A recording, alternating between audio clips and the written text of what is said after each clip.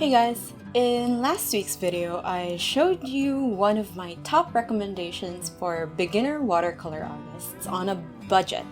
So in this week's video, I'm going to be talking to you guys, yes you, who want to skip the kiddie section into more next level stuff.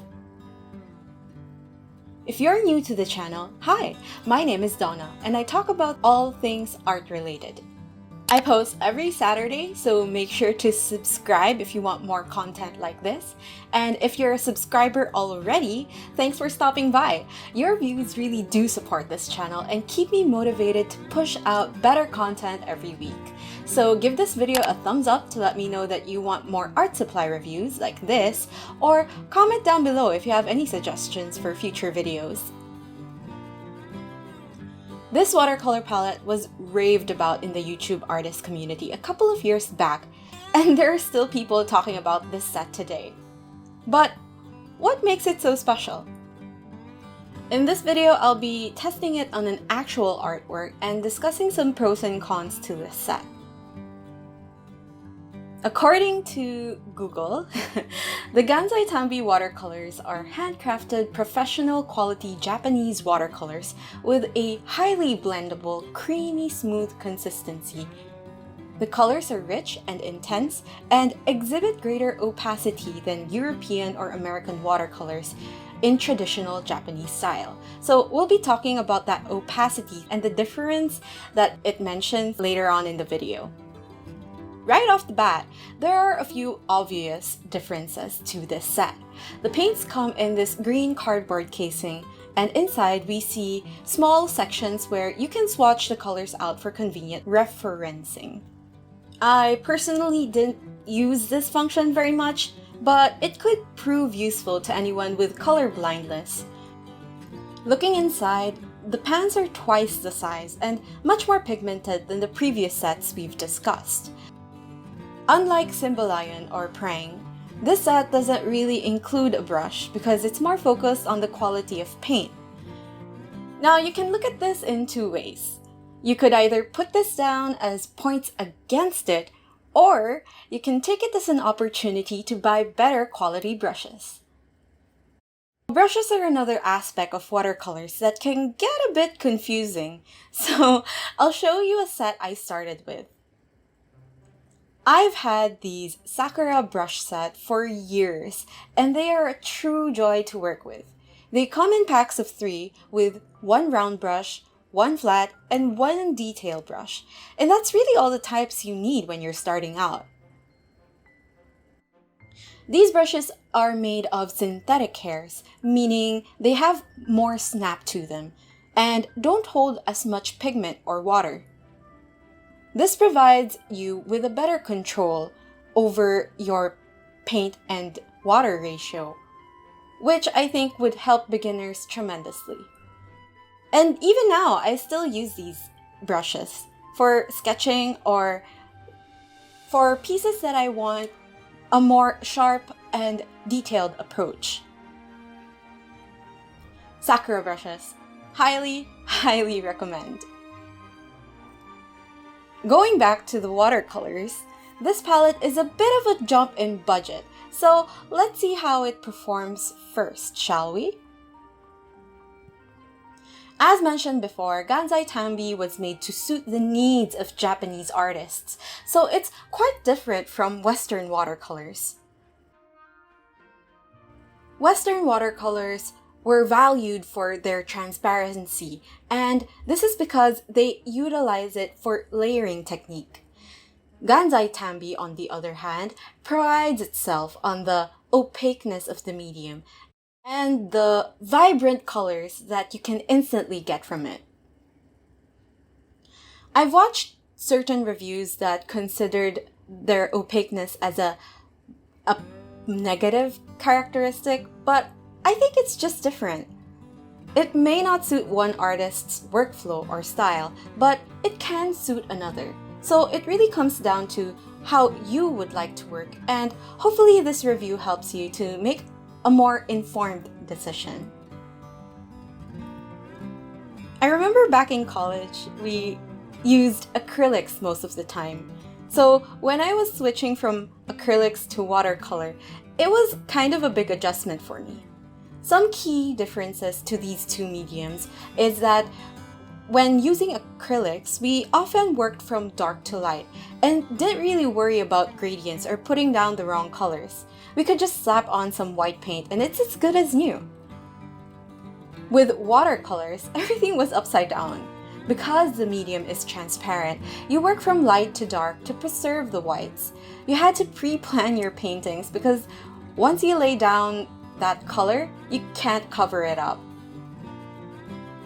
Although Gansai Tambi is not as opaque as acrylics to be able to cover up mistakes, it is a less jarring transition.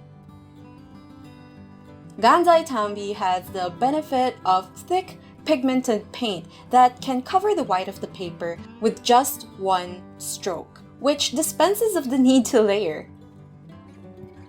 This paint, being as vibrant as it is, you would think is staining, but on the contrary, you can thin it down by using more water and it can still flow into a good gradient and reactivate it even when you lay it down on the paper already.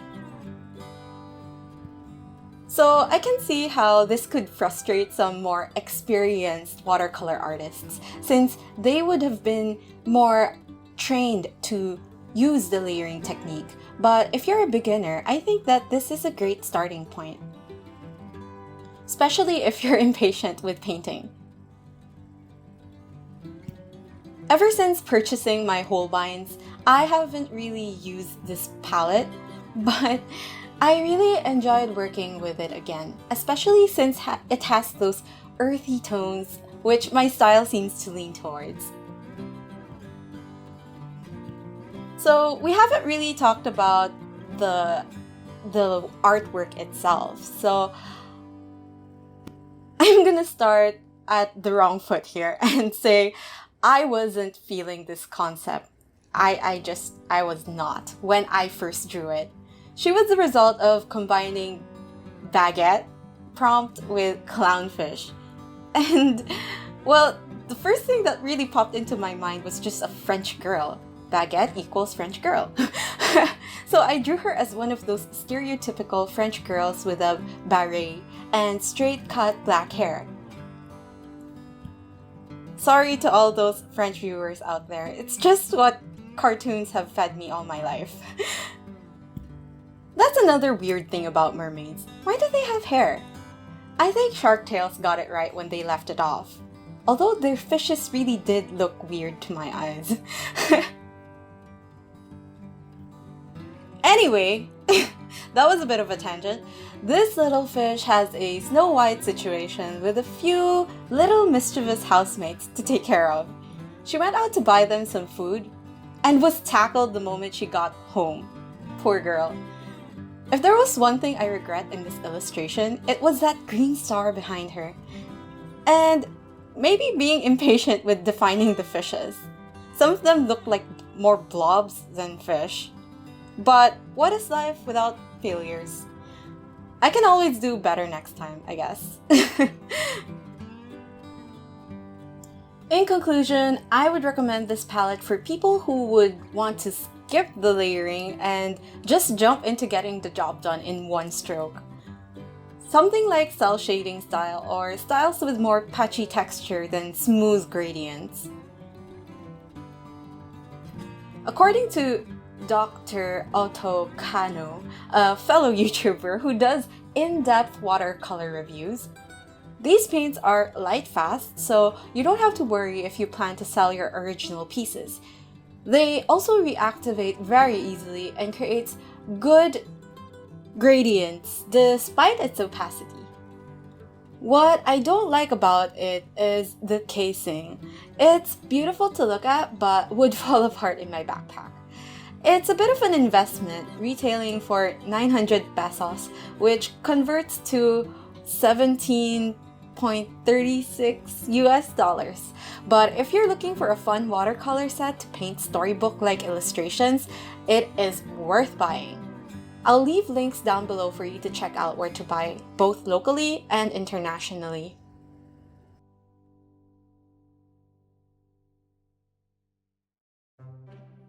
So Inktober's just around the corner. Are any of you planning to join the event?